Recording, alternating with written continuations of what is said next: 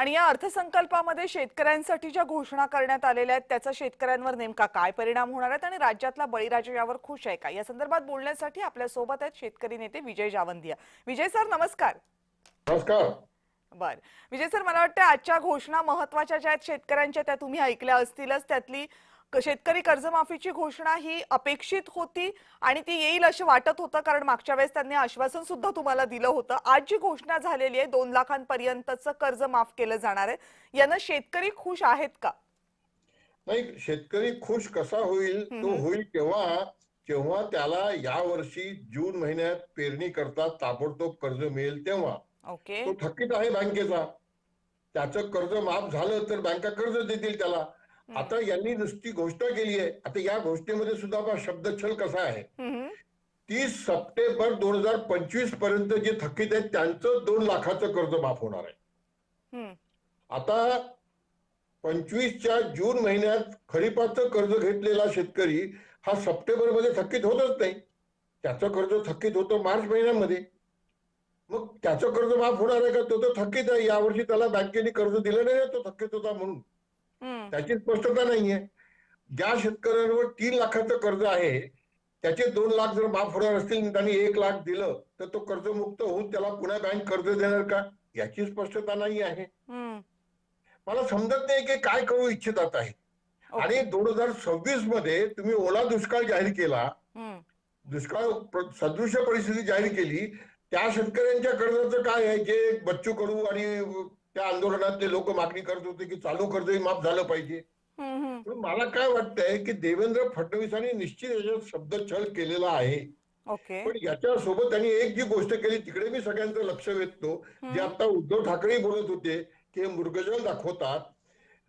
देवेंद्र फडणवीसांनी शेतकऱ्यांना वारंवार कर्जमाफी नाही अशी परिस्थिती आम्ही तयार करू असं म्हटलेलं आहे. चांगली गोष्ट आहे ना. आम्ही सुद्धा असंच म्हणतो की आम्हाला वारंवार कर्जमाफी नको आहे, आम्हाला एकदा कर्जमाफी द्या, पण कर्ज परत करण्याची ताकद द्या. आता एमएसपी जर मिळत नाही कापसाला, सोयाबीनला, मक्याला, तुरीला, हरभऱ्याला, तर मग शेतकऱ्यांनी कर्ज परत कसं करायचं? याचं काही उत्तर याच्यामध्ये नाहीये. निवडणुकीमध्ये जशी कर्जमाफीचं आश्वासन दिलं होतं, कर्ज मुक्त करण्याचं कोरा कोरा कोरा असं आश्वासन दिलं होतं, तसंच 6,000 रुपये क्विंटलनी सोयाबीन विकत घेणार हे देशाच्या प्रधानमंत्र्यांचं आश्वासन होतं. ते देवेंद्र फडणवीसांनी प्रत्येक सभेत, विधानसभेच्या निवडणुकीत म्हटलेलं आहे. त्यांच्या जाहीरनाम्यामध्ये एमएसपी पेक्षा 20% जास्त आम्ही हमी भाव देऊ हे म्हटलेलं आहे. आणि आज तर एमएसपीच मिळत नाही हे स्वतः देवेंद्र फडणवीसांनी कापसाकरता दिल्लीला पत्र लिहून मान्य केलेलं आहे. मग हे कसा काय यांच्यावर विश्वास ठेवायचा हो? आणि सगळ्यात महत्वाचा मुद्दा मी मांडतोय, तो तुम्ही तुमच्या माध्यमातून पुन्हा मांडतोय, तो मी बच्चू कडूंना सुद्धा ते पत्र पाठवलं होतं देवेंद्र फडणवीसांना लिहिलेलं की कर्जमाफी जून मध्ये करणार ना, आत्ता ताबडतोब शेतकऱ्यांना कर्ज देण्याचे बँकेला आदेश द्या, म्हणजे त्याला आत्ताच रिलीफ मिळेल. आता मला तुम्ही सांगा, तुम्ही म्हणता की 30 सप्टेंबर 2025 पर्यंत थकीत शेतकऱ्यांचं कर्ज माफ करतोय.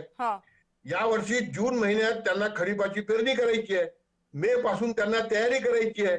मग मे पर्यंत तुम्ही जर ती यादी दिली नाही आणि ते पैसे बँकांना दिले नाहीत तर शेतकऱ्यांना पुन्हा यावर्षी कर्ज नाही मिळणार ना. मग तुम्ही आत्तापासूनच जाहीर करा की आम्ही 2 लाखापर्यंतचं कर्ज माफ करणार, त्याच्यावरचे जे पैसे ते शेतकऱ्यांनी भरले तर त्यांनाही कर्जमुक्त करा, जसं मनमोहन सिंगांच्या कार्यकाळामध्ये 2008 मध्ये झालं होतं. आम्हाला 20,000चीच कर्जमाफी मिळाली होती, पण ज्याच्यावर 25,000चं कर्ज होतं त्यांनी 5,000 भरले, तो कर्जमुक्त झाला आणि बँकेने कर्ज परत केलं, परत पुन्हा दिलं त्याला. देवेंद्र फडणवीस अशी व्यवस्था जर करणार असतील आणि या वर्षी थकीत कर्जदारांना, सर्व थकीत कर्जदारांना खरीपाचं बँकेतनं कर्ज मिळणार असेल तर या कर्जमाफीला काही अर्थ आहे. आणि एमएसपी ची गॅरंटी देणार असाल तरच शेतकरी कर्जमुक्त होऊ शकेल. हे जर केलं तरच विकसित महाराष्ट्राकडे जाता येईल, आणि नाही तर मग बोलाचीच कडी, बोलाचाच भात, जेवून या तृप्त कोण झाला असं म्हणावं लागेल. बरं, आता मला एक सांगा, तुम्ही मगाशी 2026च्या दुष्काळाचा, ओला दुष्काळाचा उल्लेख केलात. मराठवाड्यामध्ये जी परिस्थिती आली होती ती ओला दुष्काळ अशी काही व्याख्या नाहीये, पण ओला दुष्काळ सदृश्य परिस्थिती आहे असं मुख्यमंत्र्यांनी तेव्हा मान्य केलं होतं. आणि त्याच्यानंतर बच्चू कडू यांचं आंदोलन झालं होतं नागपूरमध्ये आणि त्याच्यावरनं सरकारनं आश्वासन दिलं होतं की जून पर्यंत आम्ही कर्जमाफीचं आश्वासन तुम्हाला जे असेल ते देतो. त्याच्यानंतर आज मार्चमध्ये आता अर्थसंकल्पामध्ये तर ते जो मोर्चा काढला होता आणि त्याच्यामध्ये जी आंदोलकांची मागणी होती, बच्चू कडूंची मागणी होती, शेतकऱ्यांची मागणी होती, ती मागणी काही प्रमाणात तरी आजच्या या आश्वासनानं पूर्ण होतीये की नाही होत? नाही, काही प्रमाणात म्हणजे 2025 पर्यंतचं थकीत कर्ज, पण त्याच्यामध्ये हा जो शब्दशः आहे की 30 सप्टेंबर पर्यंत, मग खरीपाचं जून मध्ये घेतलेलं कर्ज सप्टेंबर मध्ये थकीत होत नाही, ती यांनी दुरुस्त करावी. ओके. तर काही प्रमाणात कर्जमाफी झाली असं म्हणता येईल. मी पुन्हा अधोरेखित करतो की 2025च्या खरीपामध्ये घेतलेलं कर्ज मार्च मध्ये त्यांनी परत केलं नाही. ते 2026च्या खरीपामध्ये थकीत झाले होते. 2026च्या खरीपामध्ये त्यांना बँकेनी कर्ज दिलं नाही. ते शेतकरी कर्जमुक्त होतील का आणि त्यांना पुन्हा बँक कर्ज देईल का यावर्षी 2026-27च्या खरीपा करता या जून मध्ये, या 2026च्या जून मध्ये, हे सांगावं नाही यांनी. तर काही प्रमाणात कर्जमाफी झाली असं म्हणता येईल. आणि मग मागच्या वर्षीच्या ओला दुष्काळामुळे संकटात सापडलेल्या शेतकऱ्यांना याच्यात घेतलेलं नाही आहे, हे स्पष्ट आहे. त्याच्याकरता देवेंद्र फडणवीस काय प्रायश्चित्त घेणार किंवा काय व्यवस्था करणार किंवा 50,000 रुपये नियमित कर्जदारांना देऊन वाटाण्याच्या अक्षता लावणार का, याचाही विचार व्हायला पाहिजे. मला असं वाटतंय की हे सरकार प्रत्येक वेळेला गोल पोस्ट बदलत आहे. मोदीजी 12 वर्षापासून गोल पोस्ट बदलतात आहेत आणि हे सुद्धा तेच करतात आहेत. विकसित भारत 47 मध्ये, विकसित महाराष्ट्र 47 मध्ये $5 ट्रिलियन इकॉनॉमी करणार हे भविष्य दाखवलं आता आम्हाला यांनी.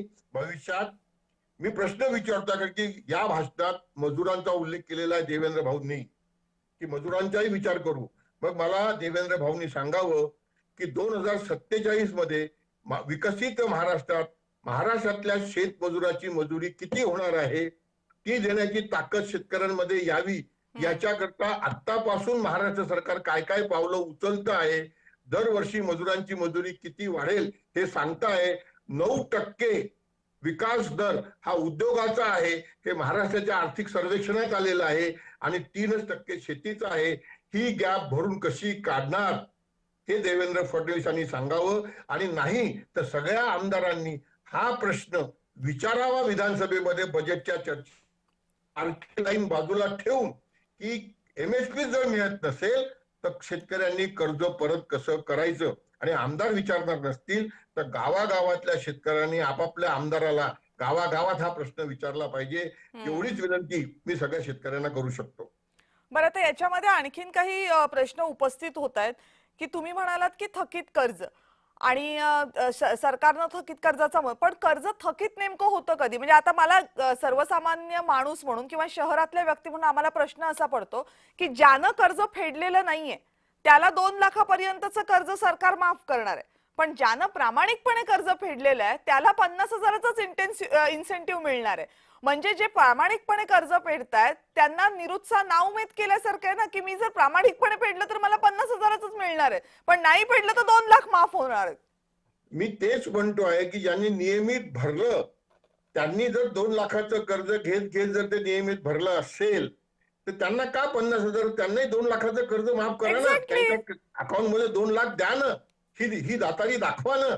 हे मी तुम्हाला सांगतो ना, हे फूट पाडा आणि राज्य करे याचं खूप सुंदर उदाहरण आहे. पुन्हा मला असं वाटतंय की हे मनमोहन सिंगांच्या कार्यकाळात जी कर्जमाफी झाली त्यात सुद्धा शरद पवार साहेबांनी हेच केलं होतं की विदर्भाच्या शेतकऱ्यांना 5 एकराच्या वरचे शेतकरी म्हणून त्यांचं फक्त 25% कर्ज माफ करणार होते, पण नंतर ते 20,000 झालं.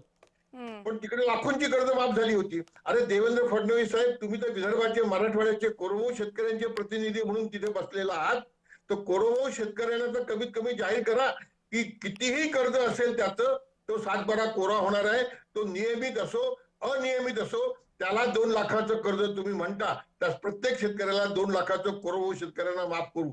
असं तरी जाहीर करा ना कमीत कमी. कोरडवाहू शेतकऱ्यांना आउट ऑफ बॉक्स जाऊन मदत करण्याची गरज आहे. कारण या बजेटमध्ये तुम्ही फुकट वीज देण्याची घोषणा पुन्हा केलेली आहे. मी त्याचं स्वागत करतो. पण जो शेतकरी वीज वापरत नाही, कॅनॉलचं पाणी वापरत नाही, तो निसर्गाशी भांडतो आहे, बाजाराच्या अनिश्चिततेशी भांडतो आहे आणि ट्रम्पच्या सबसिडीशी भांडतो आहे.